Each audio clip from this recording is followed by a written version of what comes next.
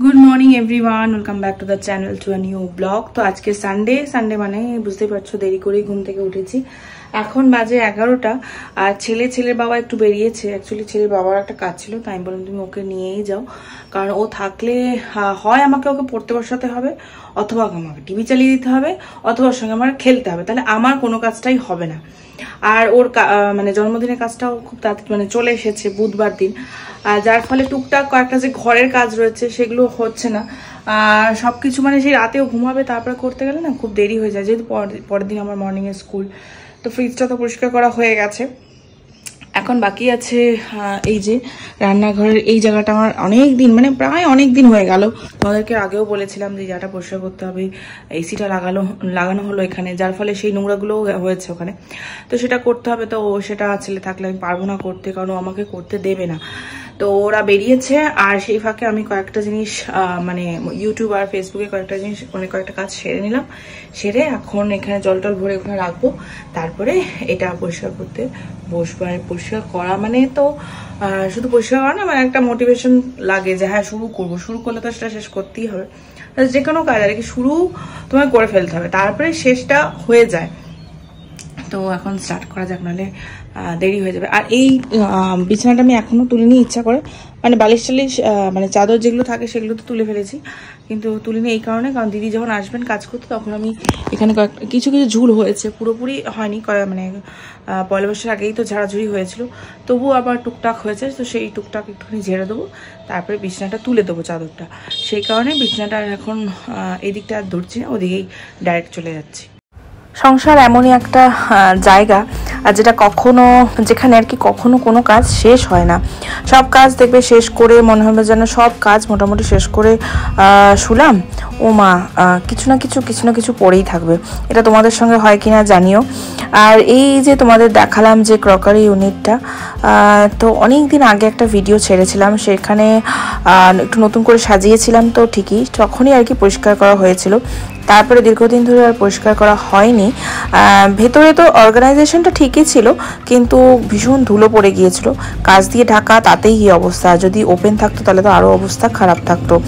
আর তারপরে রিসেন্টলি আমার ডাইনিংয়ে এসিটা লাগানো হয়েছিল বলে আরও নোংরা হয়ে গিয়েছিল, কারণ এই ক্রকারি ইউনিটের ওপরেই ঠিক আমার লফটটা, আর ভিতর দিয়ে পাইপটা বেরিয়েছে, যার ফলে প্রচণ্ড নোংরা হয়ে গিয়েছিল।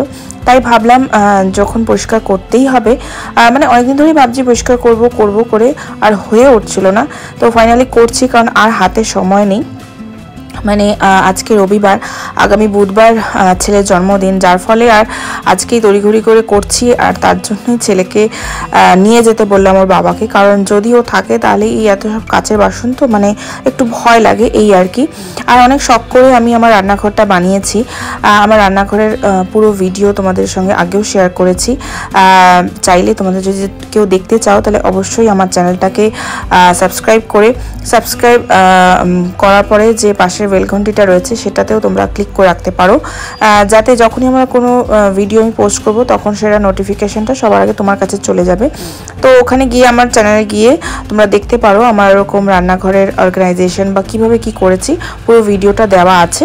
আর রিসেন্টলি আমি আরও ভিডিও ছাড়বো, তো তার জন্য সাবস্ক্রাইব করে রাখলে তোমরা সেই ভিডিওগুলো দেখতে পাবে। আর এই জায়গাটা যে কাছের জায়গাটা আমি করেছি, এটা আমার খুবই শখের, আর একটু বড় করার ইচ্ছে ছিল, কিন্তু জায়গাটা তো খুবই ছোট, যার ফলে সেভাবে করে উঠতে পারিনি। যাই হোক, তো এখানে নতুন করে আবার কিছু মানে অন্য কিছু রাখবো, ডেকোরেটিভ আইটেম রাখারই ইচ্ছে ছিল, কিন্তু ছেলে ছোট তো এবার সবসময় এটা ওটা নিয়ে আর এদিক ওদিক রেখে দেয়, ম্যাক্সিমাম কাচের জিনিস এবার কোথায় কি ভেঙে দেবে, এই জন্য আর কি অনেক কিছু তুলে রাখা হয়। তো এটাই আর কি ঠিক করছিলাম যে কোথায় কি রাখবো। তো যেটা হয় আর কি, কখনো এভাবে রাখছি কখনো ওভাবে রাখছি, রেখে দেখছি, তো ফাইনালি আবার এদিক ওদিক করে দেখো আবার চেঞ্জ করে রেখেছি। আর ভেতরের এটা নিচে আর কি মানে এক্সট্রা ক্রকারি রয়েছে, তার সাথে সাথে কিছু এক্সট্রা গ্রসারিও আমি রেখেছি।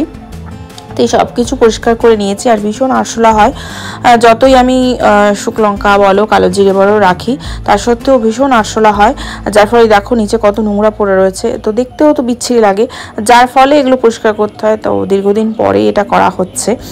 আর মোটামুটি আমার এদিকে হয়ে গেছে, আর এদিকে সন্ধেও হয়ে গেছে। ওদিকে আর বাকি কোনো ভিডিও করিনি, কারণ আজকে আবার একটা জন্মদিনের পার্টি রয়েছে, সেখানে যাব। তো চাদরটা চেঞ্জ করে তারপর নিজে রেডি হব। এখানে আমরা জন্মদিনে চলে এসেছি। জন্মদিনটা হলো ছেলের বন্ধুর জন্মদিন, সমৃদ্ধির জন্মদিন। অ্যাকচুয়ালি ওর জন্মদিন আগেই হয়ে গেছে, মানে ডেটটা ছিল পয়লা বৈশাখের দিন, কিন্তু যেহেতু সেটা উইকডেজের মধ্যে পড়েছিল তো ওরা ডিসিশন নিয়েছিল যে রবিবার দিন করবে। তো সেখানে আমরা সবাই চলে এসেছি। এবার তো আমরা ভীষণ এনজয় করব, আর তার সাথে সাথে তোমরাও দেখো, তোমাদেরও খুব ভালো লাগবে। ডেকোরেশনটা সত্যি খুব ভালো হয়েছিল। ওয়ান্স অ্যাগেন হ্যাপি বার্থডে সমৃদ্ধি। আর এখানে ওরা একটা বাইরে খুব সুন্দর বাচ্চাদের খেলার জায়গা করেছিল, যেটাতে বাচ্চারা ভীষণ এনজয় করেছে।